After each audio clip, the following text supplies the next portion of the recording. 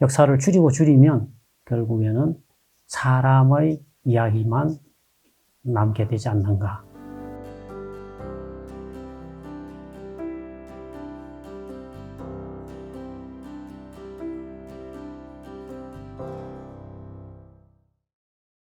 네, 안녕하십니까. 역사 이야기를 재미있게 전하는 역사 이야기꾼 박윤규입니다. 반갑습니다. 역사에 대해서 처음 관심을 갖게 된 거는 저희들도 우리나라 사람들이 다 어지간한 집안에는 족보가 있잖아요.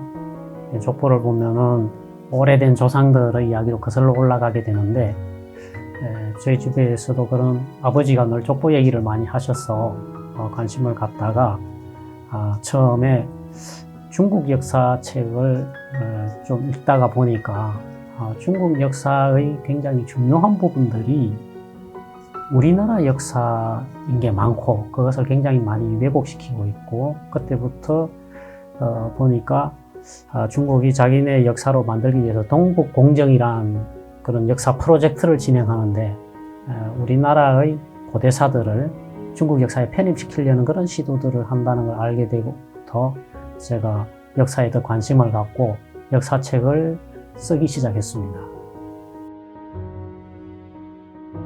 우리나라 한국사는 한국의 족보잖아요.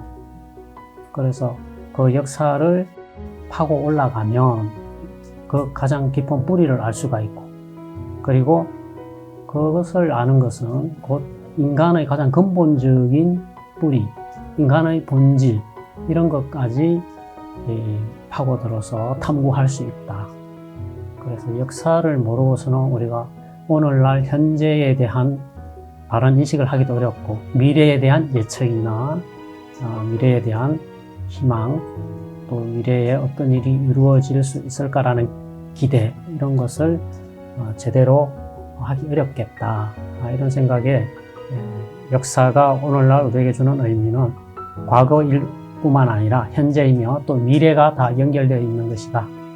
그래서 역사를 소중하게 여겨야 하고 또 그런 관점에서 책을 쓰고 있는 것입니다.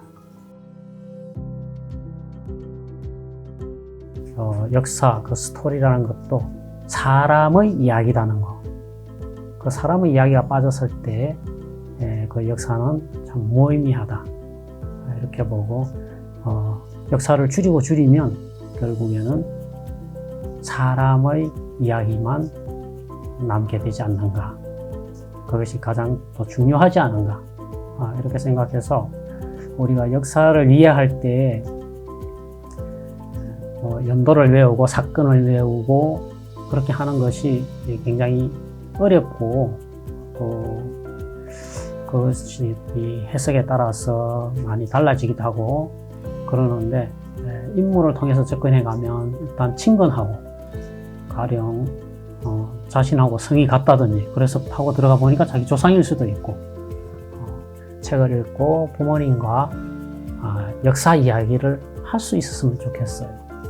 그래서 그 이야기를 하다가 그렇다면은 이순신 장군이 전투를 했던 노량해전의 장소, 또 명랑 그 울돌목 이런 곳을 방문해 본다든지, 그리고 이순신의 그 기념관 이런 것도 방문해 볼 수 있고, 이렇게 좀 더 확대되어서 생활 속에서 역사와 친근해 가면서 우리 역사를 더 정확히 알아내고 복원하고 우리 역사를 또 서술해 가는 것은 후세대의 아이들이니까 어려서부터 거기에 대한 관심을 기울이게 하도록 이야기를 좀 더 재미난 부분들을 많이 발췌해서 전달하는 데 중점을 뒀습니다. 본받을 수 있는 그러한 인물을 중심으로 인물을 선정하되 그 시대의 중심이고 상징이 될 수 있는 인물, 임진왜란이라고 하면 이순신 장군을 뺄 수가 없잖아요. 그런 인물, 그리고 또 한 가지 기준이 있다면은 책을 남긴다든지 문화적 사적이 남아있다든지, 그래서 그 인물을 배경으로 해서 책을 읽고 나서 사적인 탐방을 할 수도 있고 그분이 남긴 책을 볼 수도 있고 이러한 인물을 중심으로 선정을 했습니다. 이 역사책을 쓰다가 보면은 우리가 알고 있는 역사와 다른 부분들을 마주할 때도 있고 그리고 역사를 쓰면 그 인물에 대한 그 인물의 후손들이 생존해 계시잖아요. 그래서 몰랐던 부분들을 전화로 알려주기도 하고 그리고 우리 조상에 대해서 이렇게 잘 써줘서 감사합니다라는 그런 인사도 받게 되고 자기 집안에 전해오는 이야기 이런 것을 좀 더 소상히 알려주기도 하고 이런 일들이 있었습니다. 영화를 들자면은 신기전이라는 영화가 있어요. 보셨는지 모르겠는데 그 신기전을 보면은 우리나라가 그 당시 조선시대 때 조선 초기에 다연발 로켓포 같은 것을 개발했거든요. 서양에서는 그런 걸 한 300년 후에나 화약을 통해서 만들 수 있었는데 그 당시 우리는 그런 무기를 개발해서 적군을 물리치는 그런 이야기를 재밌게 꾸민 영화가 신기전이라는 영화고 우리에게 그런 능력이 있었다는 것. 결코 작은 나라로서 힘이 없어 당하는 게 아니고 나라의 규모가 점점 작아지긴 했지만 우리에게 굉장히 큰 나라의 기상과 그런 DNA가 있다는 것. 그런 걸 알 수 있게 되고 역사를 어려워하는 이유는 연대기별로 그때 무슨 일이 있었고 그 사건을 이름을 외워야 되고 그리고 거기에 관련된 인물들, 거기 정책들, 뭐 전쟁의 결과로 생긴 문화적인 일들 막 이런 것을 생각하다 보니까 역사가 어렵고 암기할 게 많다라고 하는데 아이들은 누구나 친구를 좋아하잖아요. 그래서 지금 인물 중심으로 역사 이야기를 하는 것도 친구를 소개하고 친구를 사귀는 것과 같다. 그래서 많은 인물들, 친구를 시대별로 소개해 주는 거죠. 역사는 지금 앞으로도 무궁무진하게 공부해야 될 부분들이 있고 그리고 예전의 역사는 성자의 기록이라서 성자들이 왜곡시키고 자기들 위주로 기록한 것이 많이 있는데 그러한 것들이 이 책을 보고 하는 것이 예전에는 한계가 있었단 말이에요.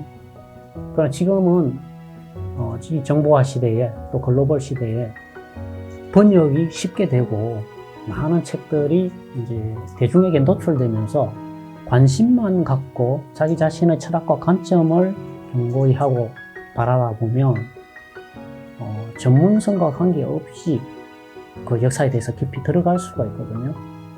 그래서 역사에 관심이 있는 사람들은 이제 그것을 어렵게 생각하지 말고 재미있게 파고들면은 얼마든지 우리가 잘못된 역사, 왜곡된 역사도 밝혀낼 뿐만 아니라 정말 재미있는 것들을 찾아낼 수가 있다. 이렇게 얘기해 주고 싶습니다. 네, 수고하셨습니다. 감사합니다.